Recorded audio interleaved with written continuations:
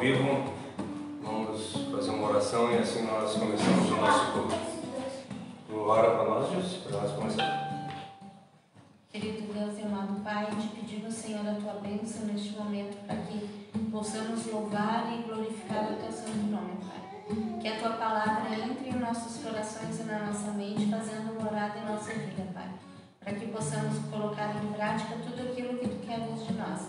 Nós te pedimos, abençoa esta noite, este culto, que seja, Senhor, de encontro ao teu coração. Em nome de Jesus é o que te pedimos. Amém. Amém. Amém.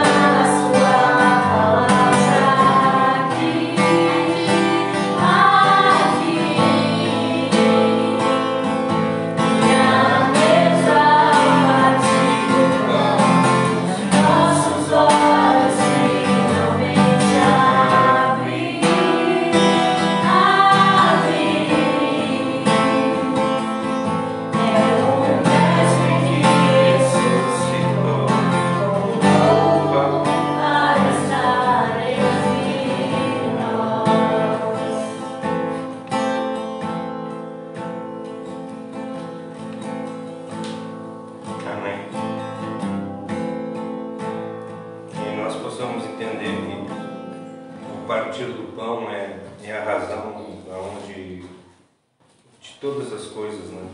Que quando nós nos entregamos a nossa vida a Deus e começamos a viver uma nova vida, já não vivemos nós, mas Cristo vive em nós. E nós não vivemos mais para nós mesmos, mas nós vivemos para a comunhão com os outros, para estar junto dos outros. Por isso, eu acho, e um culto muito importante que nós temos na casa de Deus é o culto de ceia, o qual nós vamos fazer hoje. Nós partir o pão, falar a respeito do amor de Deus e reconhecer esse ato grandioso que Cristo veio ao mundo, derramou o seu sangue, deu o seu corpo, porque Ele fala para nós em João 6, né? Quem não comer da minha carne, quem não beber do meu sangue, não é digno de mim. E quando nós fazemos isso é maravilhoso e nós começamos a mudar a nossa vida verdadeiramente. Vamos seguir o nosso estudo. Nós estamos estudando, lembrando, nós estamos estudando João. E agora nós começamos a semana passada, nós já começamos a estudar o versículo 12, do versículo 9 até o versículo 13, do versículo 9 até o versículo 13. Vamos ler mais uma vez, que nem nós lemos a semana passada, do 10 ao 13, que diz para nós assim, ó: veio ao mundo que Ele criou, mas o mundo não o reconheceu. Veio ao seu próprio povo e eles o rejeitaram, mas a todos que creram nele e o aceitaram, Ele deu o direito de se tornarem filhos de Deus. Estes não nasceram segundo a ordem natural e nem com o resultado da paixão ou da vontade humana, mas nasceram de Deus. E é sobre isso que nós estamos falando. Vamos fazer mais uma oração e assim nós pedimos que Deus abençoe a nossa fala hoje, que Deus abençoe nossos pensamentos e que a vontade dele seja implantada no nosso viver. Paizinho querido, queremos erguer a nossa oração mais uma vez à tua presença, te agradecendo por esta noite, te agradecendo por nós podermos estar aqui reunidos para falar a respeito da tua palavra. Não permita, Senhor, que as palavras que sejam ditas aqui nessa noite sejam palavras humanas, mas sejam palavras divinamente inspiradas, que nós sejamos cheios do teu Espírito e que nós não sejamos somente ouvintes, mas nós possamos ser exímios praticantes dessa palavra. Que nós aprendamos, Senhor, como fala nos livros, a meditar na tua palavra dia e noite. Que nós possamos, quando pegar a tua palavra, nós olharmos o que ela está dizendo e tentar colocar ela em prática no nosso viver. Tem misericórdia de nós, Senhor, por nós sermos pecadores e nos dá condição de te adorar, como fala no livro, Senhor, que nós te adoramos em espírito e em verdade. Que nós possamos acabar com as coisas do mundo, que nós possamos acabar com os desejos carnais, que possamos fazer tudo de acordo com a parte espiritual a qual tu nos colocou. Obrigado por tudo, eu te agradeço, em nome de Jesus. Amém. Amém. Na semana passada, se vocês lembram, nós terminamos, nós falamos um pouco a respeito do que é como nós nos tornarmos filhos de Deus, e aí nós chegamos na parte em que eu iria falar sobre 3 aspectos ao qual esse texto afirma para nós. Nós temos o direito de ser filho de Deus quando a palavra de Deus é apresentada a nós, ou seja, quando Cristo é apresentado a nós. Isso que nós estudamos nas semanas anteriores, né, quando a gente fala do versículo 6 ao versículo 9. Depois vamos falar a respeito do direito de ser filho de Deus. O direito de ser filho de Deus é possibilitado a nós por intermédio da obra de Cristo, ou seja, quando Cristo morre na cruz do Calvário, Ele abre as portas do céu para que nós possamos ter esse direito, ou seja, Cristo nos possibilita sermos filhos de Deus por intermédio do seu ato. E o último que nós vamos saber nós recebemos o direito de nos tornar filhos de Deus quando nós obtemos a fé em Cristo, ou seja, porque nós só cremos em Cristo quando diz para nós em Efésios, né, até o versículo da Reforma, diz que nós somos salvos pela graça mediante fé. Então é essa fé, nós só somos salvos quando nós somos cheios dessa fé em Jesus Cristo. Então vamos entrar na primeira parte. Lembrando que o culto é interativo. Se alguém tiver qualquer dúvida, pode perguntar, pode só falar. Tanto as pessoas que estão aqui no culto, quanto as pessoas que estão na live, pode fazer a pergunta. A Dilce está acompanhando ali. ela fica com a cabecinha baixa ali, olhando para ver o que o pessoal está falando, se o pessoal está comentando alguma coisa. Então, se vocês quiserem fazer pergunta, fiquem à vontade. Então, vamos falar um pouquinho a respeito do primeiro ponto. O primeiro ponto é que nós nos tornamos filhos de Deus quando nós somos apresentados a palavra de Deus, que é Cristo Jesus. Vou voltar um pouquinho no tempo, voltar um pouquinho antes, que fala a respeito do texto. Isso aqui é mais concentrado no texto de 6 a 9, onde afirma que a forma de Deus espalhar a sua vida aqui no mundo, a forma de Deus espalhar a luz aqui no mundo, diante desse mundo de trevas, por intermédio de testemunhos, como foi no caso de João Batista, que nós lemos do 6 a 9, né? Isso é espalhado tanto no mundo quanto nos corações das pessoas. Para nós relembrarmos, né, vamos ler o João 6, de João 1, do 6 a 9, que diz: Deus enviou um homem chamado João. Quando nós estudamos isso aqui, nós tentamos frisar que quando a gente lesse esse nome, a gente não lesse com o nome de João, mas lesse com o nosso nome. Então nós lêssemos assim: Deus enviou um homem chamado Cláudio.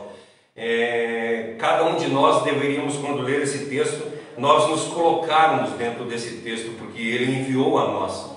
No momento em que nós aceitamos a Cristo, e lá no versículo 10, quando ele diz que ele dá o direito a todo aquele que reconhece Cristo como Salvador, ele manda a nós. Nós somos chamados para levar o Evangelho a toda criatura, e também chamados para receber o Evangelho de todos aqueles que pregam.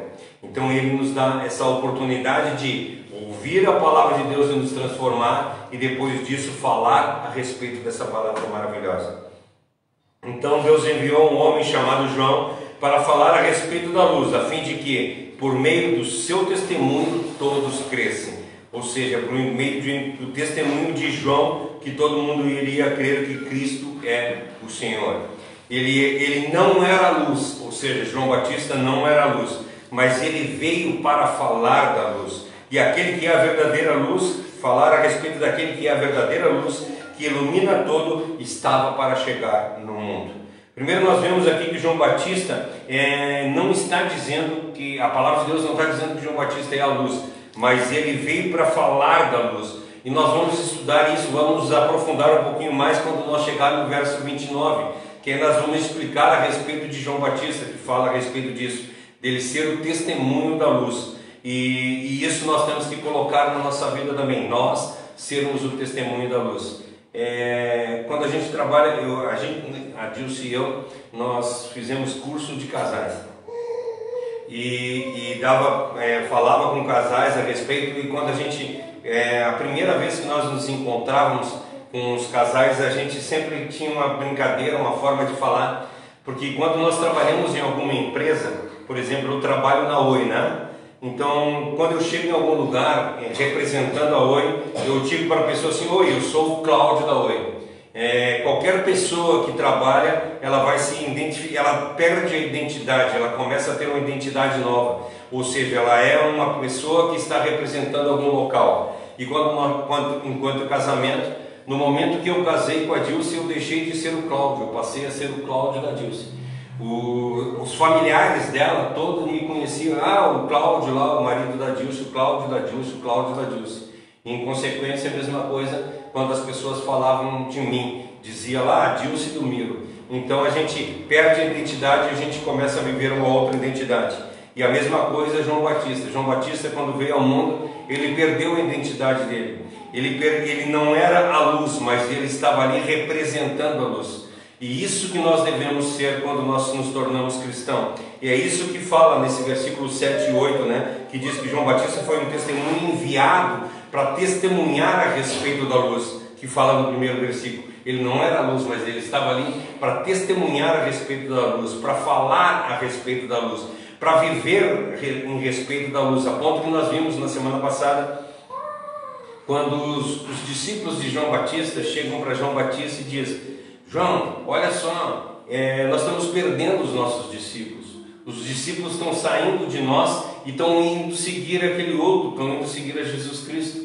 E aí João diz: o casamento é para o noivo e não para os convidados. Então importa que ele cresça e eu diminua. E dessa forma nós temos que agir Não importa no momento em que nós pregamos alguma coisa ou começamos a falar a respeito de Deus para um engrandecimento próprio, para um enriquecimento próprio, ou qualquer coisa que venha trazer honra e glória para o nome do homem, desse nós temos que nos afastar. Se tem alguém que está falando em nome de homem, corra dessa pessoa o mais rápido possível, porque essas pessoas não estão falando de Deus. Nós vemos no exemplo de João Batista, ele veio para falar da luz, e aqui nós estamos vendo que ele veio para testemunhar a respeito da luz. E isso nós vamos nos aprofundar mais quando nós chegarmos no versículo 29. Do versículo 29 até o 35 nós vamos falar mais a respeito disso, que João Batista veio testemunhar a respeito da luz. O terceiro ponto, nós vemos que João Batista, ele foi testemunho que nós lemos aqui, para falar a respeito de Cristo, para que todos cresçam nele. E a mesma coisa que nós devemos fazer na nossa vida. Nós devemos propagar a vida de Cristo, ou seja, Ele é a luz, nós vamos testemunhar a respeito da luz e nós vamos falar da luz para que todos creiam a respeito da luz.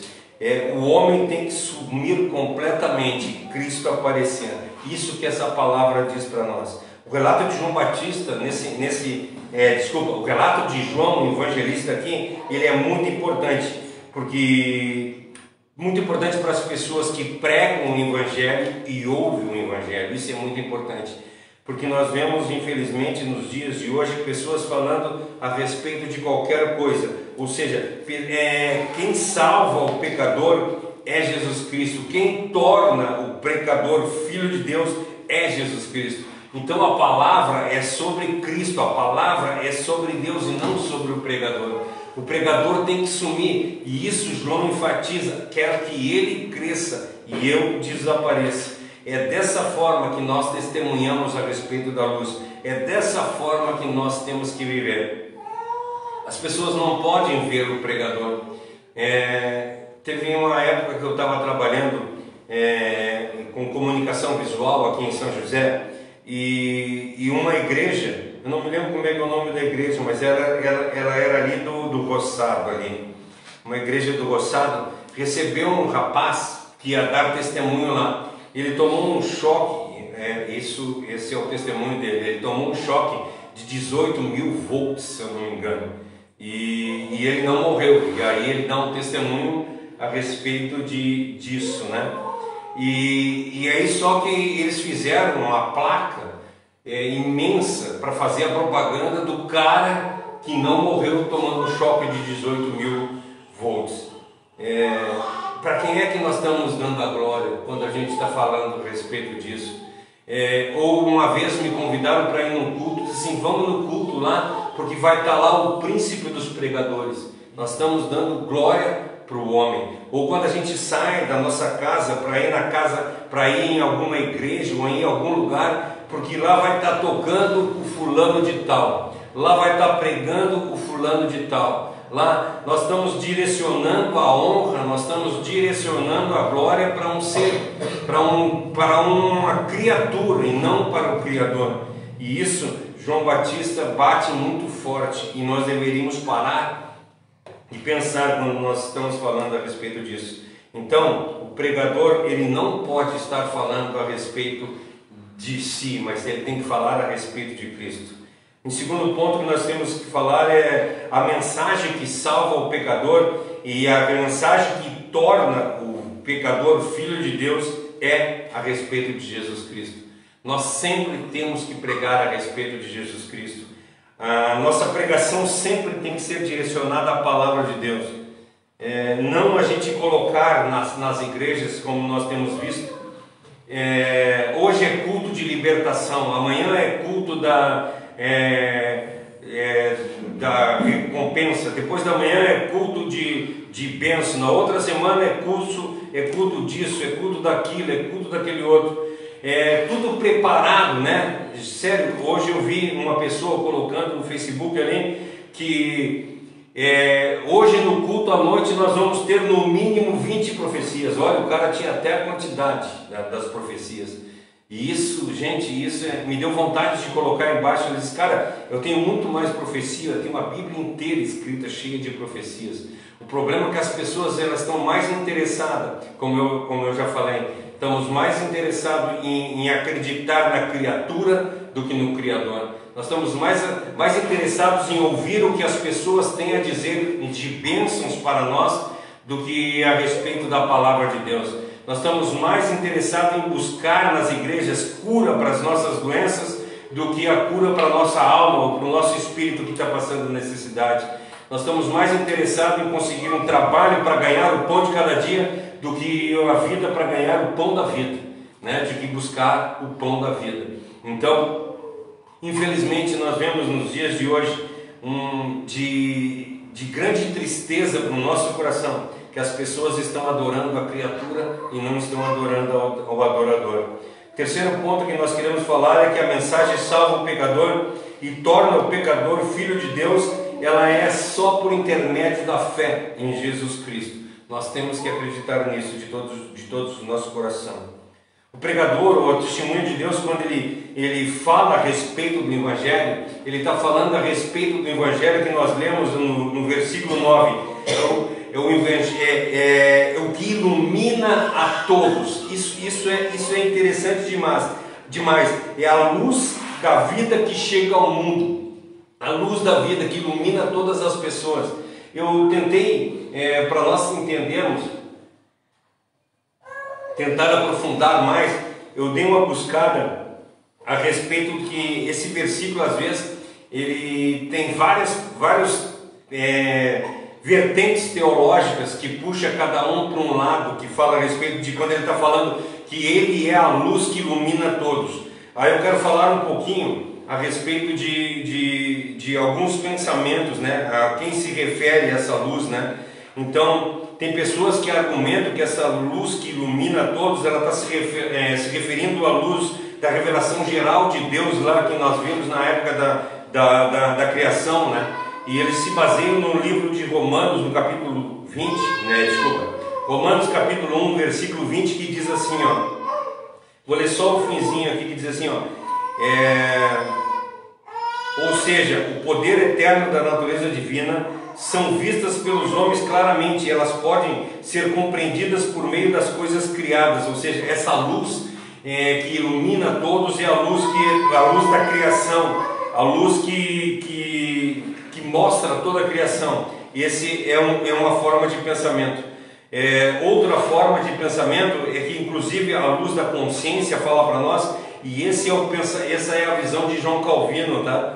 Que ele diz que é a luz que dá testemunho sobre Deus, ou seja, quando a pessoa recebe Cristo como o único e suficiente Salvador, essa luz é a luz do testemunho de Deus, ou seja, as pessoas começam a crer e essa luz mostra para nós a forma de agir. Isso está em Romanos 2,15, que diz assim, ó, ele mostra pela sua maneira de agir que o fundo dos seus corações sabe fazer a diferença entre o que é certo e o que é errado. É isso que Calvino tem para ele, né? Outros, por exemplo, que nem Quaker, diz para nós que se refere à luz interior, ou seja, no momento que nós reconhecemos Cristo como nosso Salvador, Ele transforma a nossa vida e nós começamos a fazer coisas boas, começamos a ajudar as pessoas. Essa é a visão de Quaker. Na visão de Agostinho, que é uma das pessoas, nós falamos a respeito de Calvino, que é uma das pessoas que nós lemos.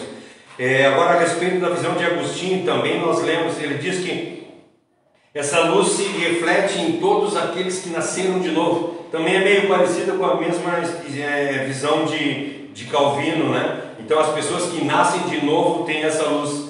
Na visão de Tenri ou Cruze, diz que essa luz que ilumina todos é a luz da verdade que alcança as pessoas em maior e em menor grau. Por isso que nós vemos pessoas que são muito boas e pessoas que são mais ou menos boas e pessoas que são ruins. Então, conforme essa luz alcança, a pessoa vai melhorando, né, de uma forma ou outra. Os wesleyanos, né, aqueles que seguem a John Wesley, né, ela diz que é uma luz que toca sobre a graça proveniente, ou seja, no momento em que nós aceitamos Cristo, porque essa é a visão de Wesley, né, No momento em que nós aceitamos a Cristo, nós somos tocados por essa luz e isso nos induz a praticar o bem. Não sei se vocês já se identificaram com alguma dessas vertentes, mas o que eu quero dizer para vocês é que se nós entendêssemos dessa forma dos wesleyanianos, nós teríamos a condição de rejeitar ou aceitar a salvação, e essa biblicamente nós não cremos, porque nós declaramos a incapacidade total do homem de aceitar a Cristo. O homem não consegue aceitar a Cristo, ele precisa ser regenerado, ele precisa ser chamado, ou seja, Cristo chama a nós no momento em que nós estamos mortos em delitos e pecados, e aí Ele nos chama. E essa incapacidade de nós receber a salvação está em vários locais da Bíblia. Depois, se quiserem, daí a gente até coloca, mas eu coloquei algumas passagens aqui, diz para nós em Lucas 10, 22, João 8, 43, Romanos 3, de 10 a 18, Romanos 8, 7 e 8, Romanos 9, 16, 1 Coríntios 2, 14, 2 Coríntios 4, 4 e assim por diante, que mostra que nós estamos mortos em delitos, então nós não temos como aceitar. Então a melhor explicação para João o verbo diz para nós, lá no verbo grego, ele significa iluminar, quando ele está falando nessa palavra. E eu tenho para mim que essa é a forma correta de interpretar esse texto. A luz que fala, que está falando que essa luz que veio ao mundo, ela não está se referindo a uma iluminação interior que eu vou melhorar quando eu aceitar a Cristo, uma revelação objetiva, né, de quando eu começo a fazer as coisas boas, mas essa luz ela é através da encarnação de Cristo aqui na Terra. É isso que nós queremos, essa luz, a encarnação de Cristo. E Carson fala da seguinte forma: ele brilha sobre o homem e divide as espécies. Aqueles que odeiam a luz reagem como o mundo faz. Eles fogem para que as suas obras não sejam expostas por essa luz. Mas alguns receberam essa mesma revelação e assim testemunharam sobre as ações feitas por intermédio de Deus. No Evangelho de João, repetidamente acontece que a luz brilha sobre todos e a força sem distinção. Essa é a luz que brilha sobre todos. Nós acreditamos que essa luz que brilha sobre todos, quando ela está falando de todos, ela está falando de todos mesmo. Essa luz brilha sobre todos. Por isso que quando eu tenho um pensamento, e às vezes eu sempre brigava logo que eu me converti, quando as pessoas dizem assim, não sei se todo mundo já deve ter ouvido de falar assim: todos os caminhos levam a Deus. E eu brigava isso, não. A palavra de Deus diz para nós em João 3,16, não é 3,16, João 8,14, né? Eu sou o caminho, a verdade e a vida, ninguém vai ao Pai a não ser por mim. Se eu não me engano, 8,14, mas confirma para mim aí. Mas 14,6, agora tu falou, eu me lembrei. João 14,6, eu sou o caminho, a verdade e a vida, ninguém vai ao Pai a não ser por mim. João 14,6. A Cássia falou ali e me veio o versículo na cabeça. Então, quando a gente está falando dessa luz que ilumina todo mundo, é a luz que ilumina todo mundo realmente. Ela faz distinção das pessoas, o que nós começamos a falar na semana passada. Ela distingue quem é filho e quem é criatura de Deus. Essa luz mostra quem segue a Cristo e quem não segue a Cristo. Ela expõe a corrupção do homem, ela expõe o pecado do homem. Essa luz que para as pessoas, para os pecadores, ela é proeminente de juízo. E para as pessoas que são filhos de Deus, ela é a salvação. Então, quando a gente diz que todos os caminhos levam a Deus, realmente todos os caminhos levam a Deus. Qualquer caminho que nós tomarmos, nós vamos chegar perante Deus, porque a palavra diz para nós que lá no fim todo o joelho se dobrará, toda a língua confessará que Ele é Deus, que Ele é Rei dos Reis e Senhor dos Senhores. E também nos diz que todos nós compareceremos diante do tribunal de Cristo para receber o que fizemos de bem ou de mal nesse corpo em que nós vivemos. Então todos nós vamos comparecer diante do tribunal de Cristo. por intermédio dessa luz, e essa luz que vai mostrar aqueles que vão encontrar com Deus Pai, ou seja, aqueles que são salvos, em que a palavra está dizendo para nós que Ele deu o direito de se tornar filho de Deus, ou seja, lá no fim dos tempos nós vamos encontrar com Deus Pai, ou nós vamos encontrar com Deus Juiz, que vai nos levar, vai nos condenar. Na realidade não é Ele que vai nos condenar, mas foi os nossos atos, a nossa forma de agir que nos leva para a condenação eterna. Então, quando eu vejo que quando essa palavra está dizendo para nós que Jesus Cristo é a luz que ilumina todos, ela está dizendo isso para nós. Ela está dizendo que ela vai mostrar para nós os nossos atos. Lembra quando nós fizemos a pregação a respeito de Efésios, que a palavra de Deus é como um espelho que a gente se olha e ali a gente reflete? Ou seja, o espelho, quando nós chegamos na frente do espelho, só para vocês lembrar, quando nós chegamos na frente do espelho, a gente não chega na frente do espelho para se olhar. É muito difícil a pessoa que chega na frente do espelho para se olhar, mas ela chega na frente do espelho para ver as imperfeições. A mulher vai lá e coloca um batom, coloca um blushzinho, ou seja, as imperfeições que ela tem, ela vai lá e trata as imperfeições para ficar melhor. Os homens, quando chegam lá, pegam o aparelho de barba, qualquer coisa, para tentar melhorar a sua aparência, melhorar a forma que ele é. Então o espelho serve para nós como um lugar onde a gente olha e vê as nossas imperfeições e as corrige. E a palavra de Deus é a mesma coisa. Quando nós pegamos a palavra de Deus, ou quando nós pegamos, como aqui está falando, a luz que ilumina o mundo, que é a palavra de Deus, nós pegamos essa luz e começamos a transformar o nosso viver. Nós começamos a mudar as coisas erradas. Quando nós começamos a ler a palavra de Deus, nós começamos a ver os erros que nós temos e nós vamos transformando a nossa vida. E assim nós vamos mudando pouco a pouco. Então, essa luz que transforma o mundo, ela expõe a corrupção e o pecado que está dentro do nosso coração. Essa luz, ela ilumina tudo que tem de erro e nós conseguimos ver. Aqui o Carson fala para nós que quando a luz clareia, por exemplo, nós entramos dentro de uma casa, você deve já ter visto isso.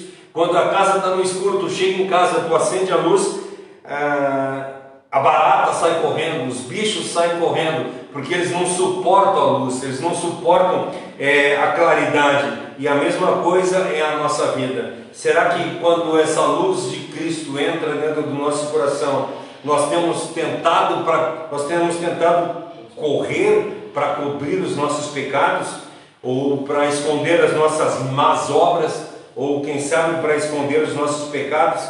Será que nós temos sido transparentes para chegar diante da palavra? Quando nós lemos a palavra de Deus, ao invés de nós ter medo, sabe quando a pessoa fala assim, Cristo vai voltar, Cristo volta amanhã.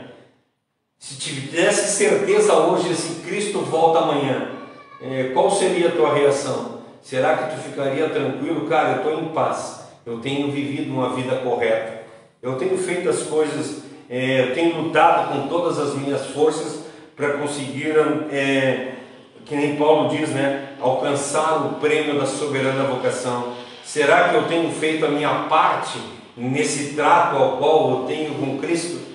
Porque nós já dissemos que não é o que eu faço que me leva a ser salvo, não é o jeito que eu ando que vai me trazer a salvação, mas no momento em que Cristo se revela para mim, no momento em que eu aceito Cristo como meu único e suficiente Salvador, eu começo a transformar a minha vida, eu começo a mudar a minha maneira de viver. E aí a luz que veio ao mundo, ao qual nós estamos dizendo, ela veio e os seus não os receberam, mas a todos os que creram, Ele deu-lhes o direito de se tornarem filhos de Deus.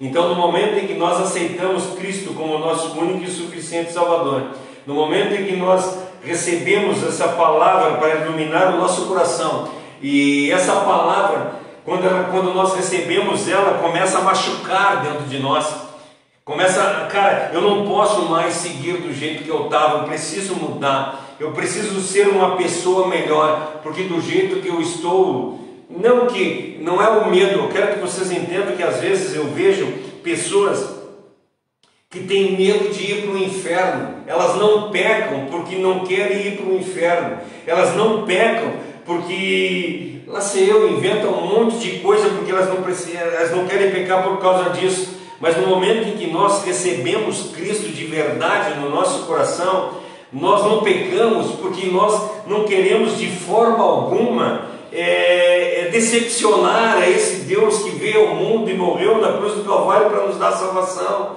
Nós começamos a fazer as coisas não porque nós temos obrigação ou medo de ir para o inferno, mas nós começamos a fazer as coisas porque nós temos gratidão a esse Deus que não usurpou ser Deus, mas resolveu vir a esse mundo, se transformar em homem, não deixou de ser Deus e tornou-se homem para mostrar o amor que Ele tem por nós. Por que eu vou fazer coisa contra Ele? Como é que eu posso, na palavra de José, né? Quando a mulher de Potifar tenta ele e quer ter um caso com José, José olha para ela e diz assim: como é que eu posso ter um caso contigo, mulher?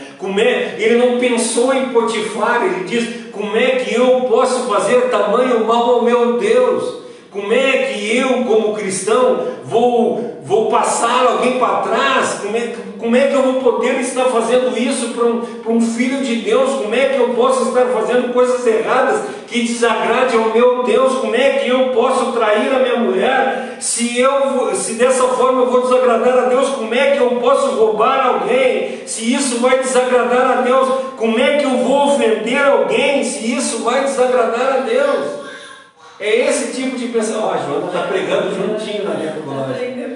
Está aprendendo a pregar já. Então é isso que João está querendo dizer para nós, que no momento em que nós somos iluminados por Deus, no momento em que nós recebemos essa luz de Cristo, nós transformamos completamente a nossa vida. Nós somos apresentados à palavra de Cristo nós somos apresentados a Cristo por intermédio da palavra, e é isso que nós temos que transformar o nosso viver.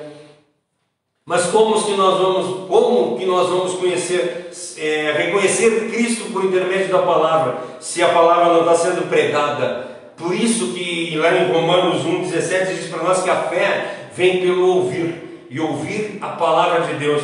Como é que nós vamos conhecer a palavra de Deus se não tem quem está pregando a verdade? Se, como nós falamos aqui no início, se nós estamos indo na igreja para culto de bênção, se nós estamos indo na igreja para culto de cura, se nós estamos indo na igreja para culto de reestabelecimento da vida financeira, se nós estamos indo na igreja porque nós somos o centro da atenção de Cristo, se nós estamos indo na igreja para satisfação do nosso ego, para satisfação do nosso ser, e não para louvar e bendizer ao nome de Deus, de que forma nós vamos conhecer a palavra de Deus se nós não estamos ouvindo a palavra de Deus? Nós estamos ouvindo qualquer coisa menos a palavra de Deus. Quando a gente bota lá no YouTube, vai ouvir uma palavra, e a palavra tem que ser suave. Nós temos que sair, quando acabar a palavra, a gente diz: nossa, que culto maravilhoso, que palavra maravilhosa, eu saí abençoado, eu saí leve. Gente, não é isso que a palavra de Deus faz para nós. A palavra de Deus, quando ela toca verdadeiramente o nosso coração, nós começamos a sentir: meu Deus, como eu preciso de Ti, como eu sou necessitado de Ti, eu quero mais de Ti, eu quero buscar mais de Ti. E aí, isso é verdadeiramente quando nós glorificamos a Deus, quando a luz realmente enche a nossa vida. Nós não podemos, gente, desprezar a leitura de Deus, a leitura da Bíblia, desculpa. Quanto tempo você tem orado? Quanto tempo você tem dedicado à palavra de Deus na tua semana? Qual é a primeira coisa quando tu acorda, o que tu tem feito? Sabe, eu peguei esses dias até falei para Deus que eu estou colocando um costume em mim, que eu trabalho à noite, né? Eu trabalho à noite, então eu fico acordado das 10 da noite às 6 da manhã todos os dias.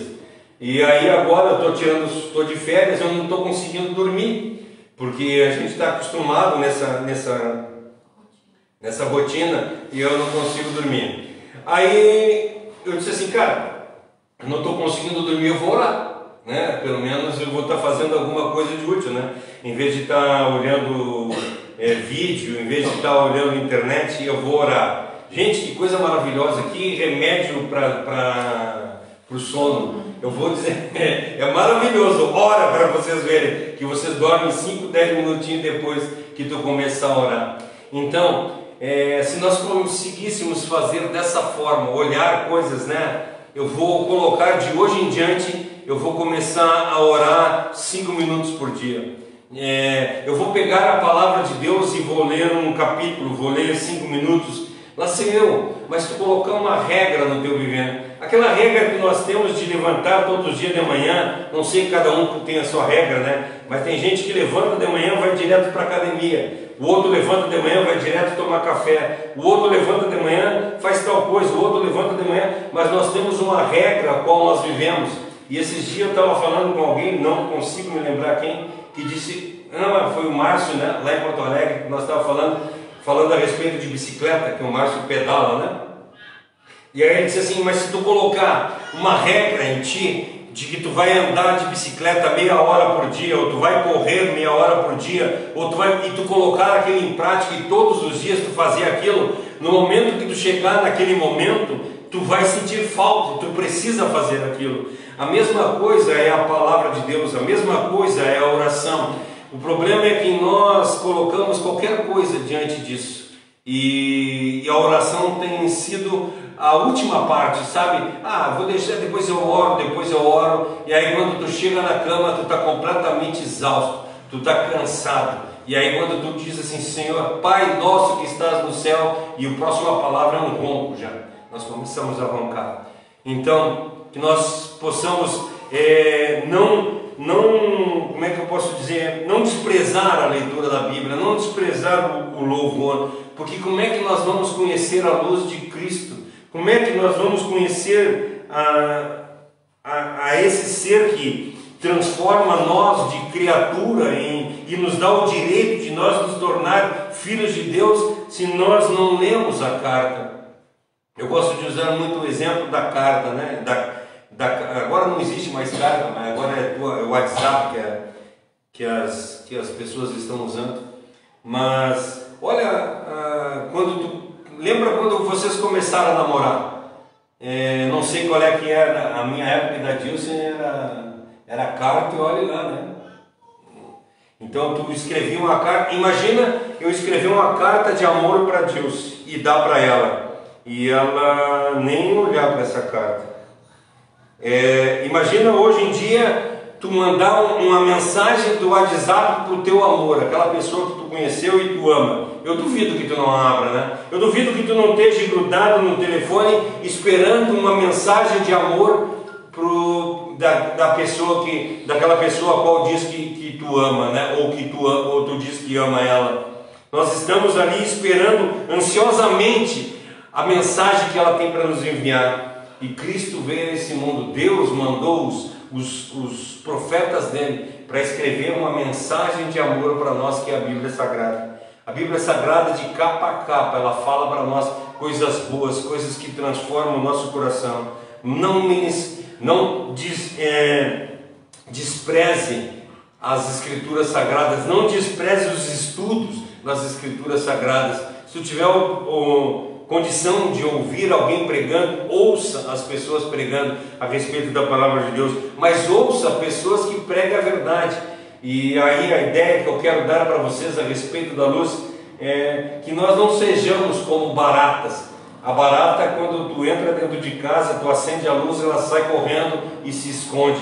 Mas nós sejamos que nem a mariposa, que quando tu acende a luz, a mariposa voa o mais rápido possível em direção à luz. Que nós possamos mudar os nossos pensamentos e ser como a mariposa para buscar a respeito, buscar isso, para que nós possamos alcançar o objeto que é Cristo Jesus na cruz do Calvário.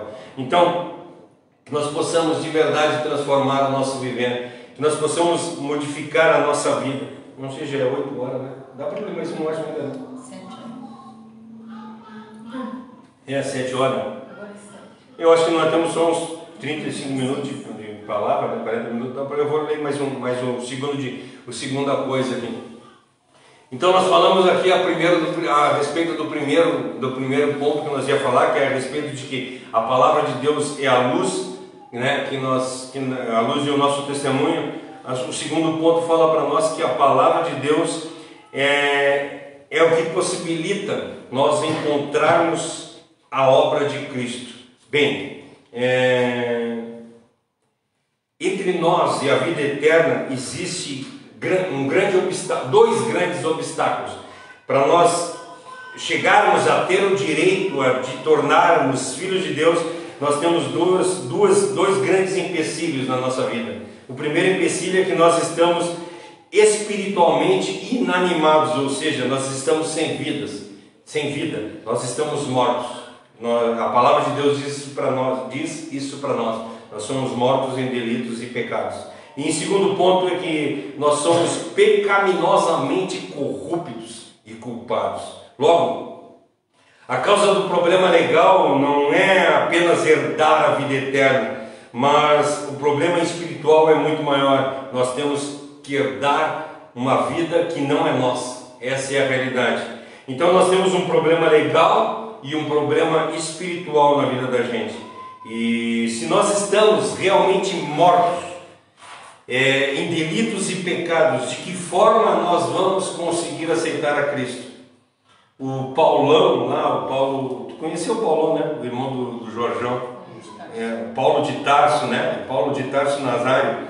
Ele contava sempre uma história que ele dizia assim: a igreja é a arca, né? Então a arca está passando, então nós temos que pular para dentro da arca, ou seja, nós precisamos estar em comunhão com os santos, ou seja, nós temos que pular para dentro da arca para nós alcançar a salvação. E muitos anos da minha vida eu criei dessa forma, que nós tínhamos que pular para dentro da arca. Alguém falou alguma coisa ali? Que eu vi que tem... Foi eu. Ah, foi ela mesmo. Eu mandei para mim. Então, para lembrar ela mesma. Então, como eu criei muito tempo que nós teríamos condição de pular para dentro da arca, mas com o tempo eu vi que a palavra de Deus diz para nós que nós somos mortos, que nós não temos como fazer isso. Então, como é que eu vou pular para dentro da arca se eu estou morto? Se eu estiver dentro do rio, me afogando, eu tenho condição de pedir ajuda para alguém me tirar de dentro do rio. Mas no momento em que eu já perdi as minhas forças, ou seja, eu afundei, eu estou lá no fundo do rio, eu não tenho mais como ser salvo. Para eu ser salvo, eu necessito que alguém mergulhe e vá lá no fundo do rio e me tire. É isso que nós vemos a salvação dessa forma. Nós estamos completamente mortos. Cristo vai lá no fundo e nos retira. Ele transforma a nossa vida. Ele é a saída da morte. Ele dá para nós a condição de viver novamente. Ele nos amou tanto, Ele nos amou de tal forma que Ele faz duas coisas por nós. Ele envia o que a palavra diz, né, que Deus amou o mundo de tal maneira que deu o Filho unigênito. Ele manda o Filho dele para morrer na cruz do Calvário para nos dar salvação. E além de mandar o Filho dele, depois ele ainda diz assim: eu preciso mandar para vocês um outro Consolador. Ele manda Jesus Cristo para morrer na cruz do Calvário e nos dar a salvação.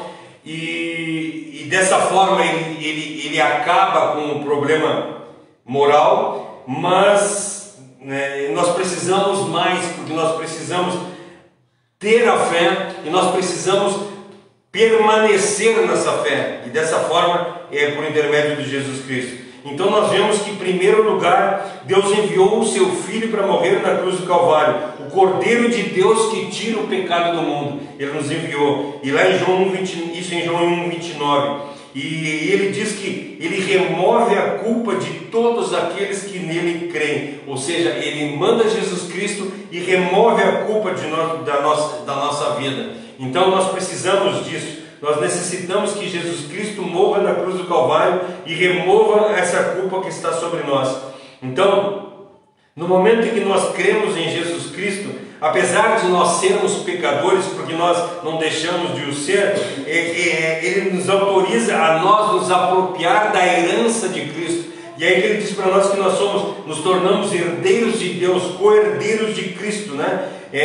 Nós recebemos o direito de nos tornar filho de Deus, ou seja, tudo que Cristo recebeu, nós recebemos também. Assim, o nosso primeiro obstáculo está removido, ou seja, o problema que nós tínhamos da ordem legal, Jesus Cristo, quando morre na cruz do Calvário, Ele elimina. Mas agora nós temos uma ordem espiritual a qual nós precisamos, porque nós somos condenados, além de ter sido condenado legalmente, nós somos condenados espiritualmente. Então Cristo envia o seu Espírito Santo, que nós vemos isso em João 13, quando fala que necessário é nascer de novo, ou seja, nós somos vivificados, nós somos transportados da morte para a vida por intermédio de Cristo Jesus.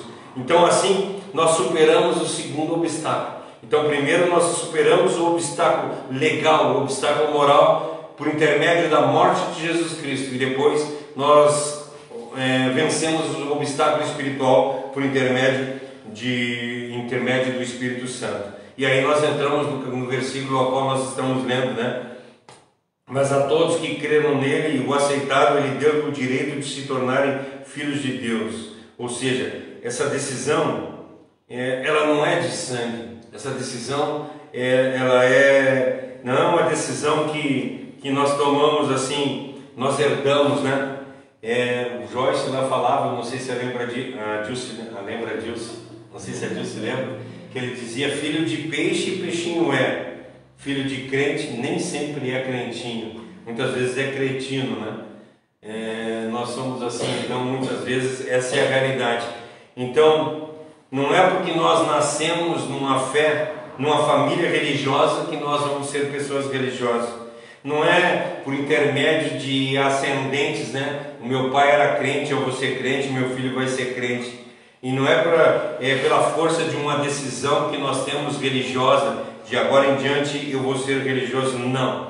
Nós só nos tornamos filhos de Deus quando nós nascemos de novo. E João fala isso, que ele combate o orgulho dos judeus. Nós vemos que os judeus eram um povo muito orgulhoso. E hoje em dia, infelizmente, nós vemos a mesma coisa dentro das igrejas cristãs. Pessoas completamente orgulhosas, pessoas que se acham melhor que os outros porque se dizem religiosas, se tornam até, como eu posso dizer, fétidas. Pessoas que, gente, sério, eu costumo brincar que um dos piores seres que existe na face da terra são os crentes, porque eita gentinha chata, porque se acham melhores, porque o fulano de tal lá está no inferno porque faz isso, o fulano de tal está no inferno por causa daquilo outro. E aí a gente julga todas as pessoas dizendo que elas estão erradas e nós estamos certos.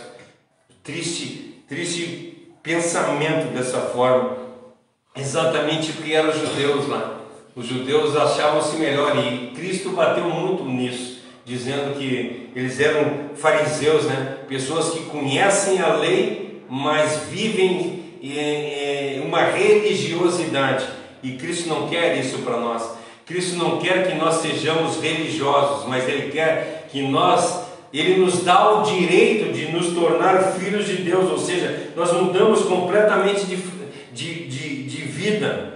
Nós, ao invés de nós julgar as pessoas por elas serem de tal forma ou de tal forma, nós vamos começar a ajudar essas pessoas a se transformar de vida. Nós vamos olhar para nós e nós vamos ter misericórdia de nós mesmos e principalmente dos outros, olhar para os outros assim: cara, tu está andando de uma forma que não condiz com a Bíblia Sagrada e tu vai amar ele. A palavra diz que nós temos que nos suportar um ao outro, ao contrário do que todo mundo pensa, que eu tenho que suportar ela. eu tenho que suportar a pessoa lá, mesmo ela sendo chata, eu tenho que suportar ela. Não é isso que a palavra de Deus está dizendo para nós. A palavra de Deus diz para nós que nós devemos suportar o outro, ou seja, eu tenho que dar suporte para ela. Se ela está passando por um problema, se ela está passando por uma dificuldade, eu preciso estar do lado dela, dando suporte para que ela consiga vencer. Eu preciso estar ajudando ela e dando força para que ela consiga combater um bom combate. Não é eu que quero chegar no céu, mas eu quero chegar no céu junto com todas as pessoas que estão junto a mim. Eu quero levar todas as... A pessoa está em pecado.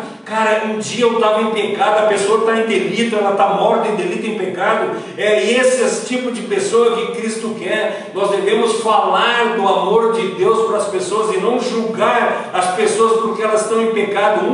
Porque não é o nosso falar que transforma as pessoas, mas é Cristo que transforma as pessoas. Então eu tenho que falar de acordo, eu tenho que falar a respeito da palavra de Deus, eu tenho que falar a respeito da misericórdia de Deus, eu tenho que falar a respeito do amor de Deus para as pessoas. Não é a tradição dos meus pais que vai me curar, não é a tradição familiar que vai me mudar, não o que me traz o direito de ser filho de Deus é quando eu estava espiritualmente morto e hoje não estou mais, porque Cristo morreu na cruz do Calvário e me deu a salvação. Nós só vamos ser salvos e ser filhos de Deus no momento em que a fé genuína entrar dentro do nosso coração, que a obra de Cristo estiver dentro de nós e nós recebermos Ele, essa vida santificada, nós recebermos a nossa vida e mudar o nosso pensamento de forma total, nós parar de julgar as pessoas e começar a amar as pessoas do jeito que elas são. Mas do jeito que ela está vivendo, ela está indo para o pecado, e o que tu tem com isso? A palavra de Deus diz que simplesmente tu tem que falar a respeito do amor de Cristo para as pessoas. É isso que nós temos que agir, falar a respeito do amor de Cristo e não a respeito de condenação. Porque quem somos nós, diz o livro de Tiago, que no momento em que eu estou julgando alguém, eu deixo de ser observador da lei, mas começo a ser legislador. Eu não estou aqui para ser legislador, eu estou aqui para falar a respeito do amor de Deus. Então, gente, nós temos que mudar o nosso pensamento. Ed Boon, lá num comentário que ele faz na Bíblia, ele diz para nós que o nascimento do Filho de Deus não é um nascimento espiritual. Nós nunca vamos nascer, é o que fala, né, Nicodemo, quando ele diz para Nicodemos, necessário é nascer de novo. E Nicodemos diz para ele assim: como é que eu, um homem velho, vou voltar para o ventre da minha mãe para nascer novamente? De que forma? Não é isso, é um nascimento sobrenatural. Nós não vivemos mais pela carne, mas nós começamos a viver pela fé. Nós deixamos de viver a nossa vida para viver em obediência a Cristo. A misericórdia de Deus é a causa da nossa regeneração. Nós começamos a mudar o nosso pensamento de uma forma que, gente, eu não tenho mais que condenar ninguém, eu não tenho mais que olhar para o pecado de ninguém, mas eu tenho que olhar para as pessoas por intermédio do óculos de Cristo. Eu tenho que olhar para as pessoas por intermédio da misericórdia de Cristo. Eu preciso ser cheio do Espírito Santo de Deus para olhar para as pessoas com amor. E a fé, essa fé que Deus nos dá, que em Hebreus diz para nós que o Senhor é o autor e o consumador da nossa fé. Então, gente, não é eu dizer assim: como foi sábia a minha decisão quando eu aceitei Cristo na minha vida. Mas se Cristo é o autor e o consumador da minha fé, então eu tenho que ser grato a Deus. Eu tenho que agradecer a Deus todos os dias, dizendo: Senhor, muito obrigado por um dia tu ter olhado para mim, por um dia tu ter olhado lá no fundo do rio e ter enxergado aquele cara morto lá, e tu ter mergulhado lá e ter buscado ele. Muito obrigado. Eu não sou digno de nada, eu não posso nada, mas tu, nesse grande amor, resolveu deixar de ser Deus por um momento, abandonou estar ao lado de Deus e veio a esse mundo sofrer a pior coisa que poderia ter acontecido na tua vida, que foi o teu pai ter virado as costas para ti. Foi o que Deus fez quando ele está morrendo, que ele diz: Eli, Eli, lama sabachthani. Ele fala: meu Senhor, tu me abandonou. Por que tu me abandonou? Ele abandonou o Cristo. Ele virou as costas para Cristo naquele momento, porque os meus pecados estavam sobre ele, porque os teus pecados estavam sobre ele. Quem sou eu para julgar alguém e dizer que o cara está errado ou não? Nós precisamos de um novo nascimento. Nós precisamos do nascimento espiritual, deixar de viver essa vida carnal e viver uma nova vida. Nós precisamos nascer de novo para depois viver uma vida nova. Mas isso aí às vezes entra um impasse na vida da gente, né? Será que eu preciso nascer de novo? Ou será que eu preciso primeiro crer? Né? Porque eu preciso crer para nascer de novo, ou eu preciso nascer de novo para crer? Gente, isso é simultâneo, é os dois ao mesmo tempo. No momento em que Deus se revela para nós, a nossa vida muda completamente e nós começamos a viver uma nova vida, ou seja, nós aprendemos de Cristo, nós reconhecemos Ele como o nosso único e suficiente Salvador, nós começamos a crer nele e por causa disso nós temos uma nova vida. Essa nova vida só é imposta a nós no momento em que nós realmente acreditamos em Cristo. E isso que nós precisamos ter por isso que nós precisamos ter esse pensamento, andar de acordo com a palavra de Deus, fazer a vontade de Deus no nosso viver e parar de julgar as pessoas. Essa é a realidade que nós precisamos fazer, porque, gente, é tão fácil. Tem um ditado lá no Rio Grande que diz: pimenta nos olhos dos outros é refresco. Pimenta no olho do outro é refresco. E nós falamos uns dias atrás aqui a respeito do julgamento, que quando nós olhamos para as pessoas, nós temos o julgamento. Eu acho que foi lá quando nós estávamos falando a respeito do Sermão do Monte, no 7:1, né, que diz: não julgueis para não ser julgado. Nós temos 2 pesos e 2 medidas. Se as pessoas são minhas conhecidas, se são os meus parentes, eu trato elas com as benécias da lei, né? Agora, se a pessoa é uma pessoa que eu não conheço, eu trato ela com os rigores da lei. E não é dessa forma que nós deveríamos agir. Nós deveríamos ser misericordiosos, nós deveríamos tentar ser justos ao menos. Sei que nós não somos, porque nós somos seres humanos, mas ao menos que nós pudéssemos tratar aquela pessoa que está passando necessidade na rua da mesma forma que nós tratamos um parente nosso que está passando necessidade. Nós olhar para as pessoas com olhos de amor, nós olhar para as pessoas com olhos de misericórdia, porque foi isso que Cristo fez. Ele não precisava ter vindo aqui nesse mundo para morrer por nós que estávamos mortos em delitos e em pecado, mas mesmo assim Deus amou o mundo de tal maneira que deu a vida do seu Filho para morrer na cruz do Calvário em detrimento aos nossos pecados. Então que nós possamos da mesma forma olhar para as pessoas. Vamos acabar, pega para mim que está com o telefone. Não. Deixa eu pegar aqui, eu não quero só ler, eu não quero só falar, eu quero ler 1 João 3, aí nós encerramos o culto com 1 João 3, versículo 16. Será que eu acho que não me engano? Tem que abrir a Bíblia. 1 João 3, versículo 16 diz para nós, dessa forma que nós devemos agir. Sabemos o que é o amor, porque Jesus deu a sua vida por nós. Portanto, também devemos dar a nossa vida por nossos irmãos. Nós sabemos o que é o amor, porque Cristo deu a vida dele por nós. Vamos mostrar para as pessoas o que é amor, nós dando a nossa vida pelas outras pessoas. No início é difícil, sim, eu sei que é difícil a gente poder querer ajudar as pessoas, mas como nós estamos falando há 4 semanas já, Deus enviou um homem chamado Cláudio para que ele falasse a respeito da luz, para que ele proclamasse a luz, para que ele levasse a luz para que todos crescem. Então, que nós possamos viver dessa forma.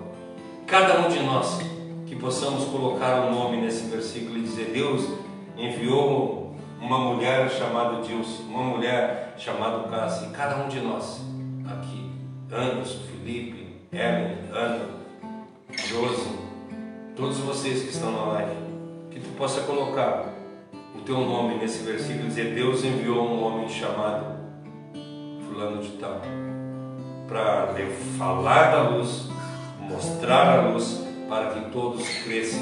E dessa forma, quando nós cremos, Ele nos dá o direito de nos tornar filhos de Deus. Amém? Que Deus abençoe a vida de vocês grandemente. Nós terminamos aqui o segundo ponto, e a semana que vem nós vamos entrar no terceiro ponto e o último, que diz que nós temos o direito da vida eterna quando ele é obtido por intermédio da fé em Cristo. Então a semana que vem nós vamos falar a respeito da fé que nos leva a nos tornar, nos dar o direito de tornar filhos de Deus. Fazemos isso. Tem uns pedidos de oração? Então a Dilce vai fazer, vai falando. A Marta pediu para orar pelo pai dela, que hoje não estava se sentindo bem. O pai da Marta, que não está se sentindo bem, é seu Alfredo. Seu Alfredo. Orar pela Paula. A Paula. Com um problema pessoal e algo de oração. Vamos orar pela Paula também. O Arthur, que é neto do meu tio Geraldo, que fez uma cirurgia ontem. Arthur, filho do Geraldo. O Joaquim, que está O resfriado. Joaquim, que está resfriado, teve até febre, né? O Ivan. O Ivan também, que está resfriado, também não pôde vir no culto hoje. A Adriele. A Adriele e o Vinícius, ela pediu ou tu tá? Eu que pedi. A Adriele e o Vinícius, eu pedi oração por eles também. A Elaine. A Elaine. Gente, é o seguinte, nós precisamos muito dessa oração. A Elaine, ela faz 6 anos que ela está em luta contra o câncer. Ela tem um câncer, um dos piores cânceres que existe, né? A minha irmã faleceu dele. Faleceu por causa desse câncer há uns 20 anos atrás, eu acho. Não, 20, foi no ano que o Léo nasceu. Um ano depois que o Léo nasceu, né? 23 anos. Ela faleceu, é câncer nos ossos. O câncer nos ossos é um câncer que dói muito. Ele dá muita dor e ele não mata, né? Então tu passa anos e anos com dores terríveis.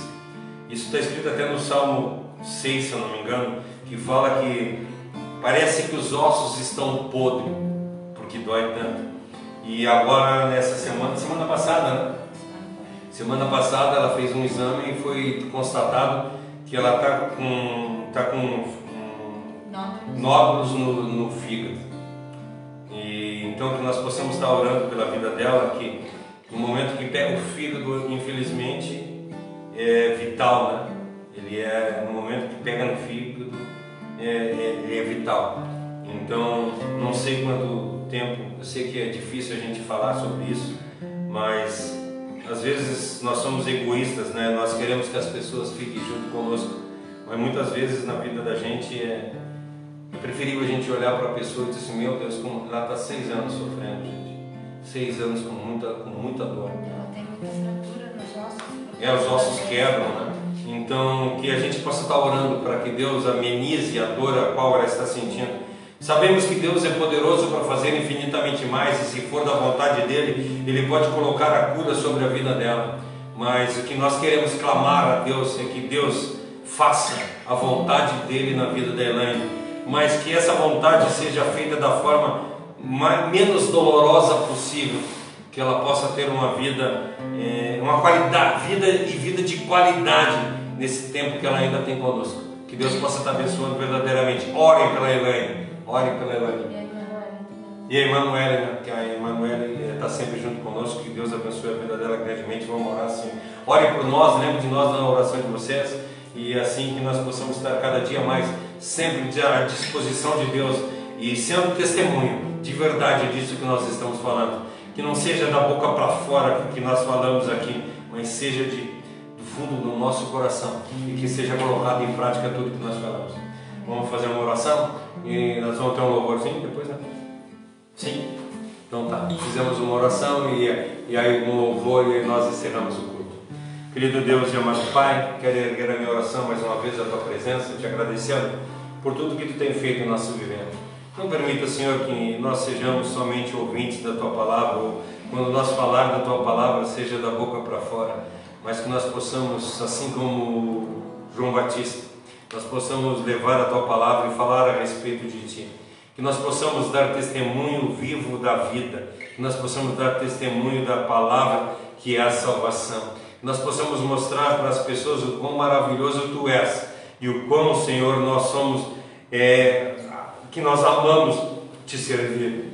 Muito obrigado por um dia Tu ter nos chamado, muito obrigado por um dia Tu ter nos chamado pelo nome, e assim, Senhor, nós poder andar nesses Teus caminhos maravilhosos, nós ter a nossa vida feliz em comunhão a Ti, não uma vida sem problemas, mas uma vida cheia de alegria, uma vida cheia de Cristo em nosso viver. Muito obrigado, Senhor, por um dia Tu ter nos escolhido. Muito obrigado, Senhor, por Tu ter nos elegido na Tua presença. Muito obrigado, Senhor, pelas coisas que Tu tem feito em nosso viver. Muito obrigado por tudo, eu Te agradeço. Abençoa, Senhor, a semana que está começando, que nós possamos honrar os nossos compromissos, que nós possamos trabalhar, Senhor, e ganhar o pão de cada dia, que nós tenhamos condição de fazer a Tua vontade e dar testemunho da Tua palavra todos os dias dela. Muito obrigado, Senhor. Abençoa o nosso viver, é o que Te pedimos em nome de Jesus. Amém. É o Senhor e muito digno de louvor, na cidade do nosso Deus, seu santo monte, a alegria de toda a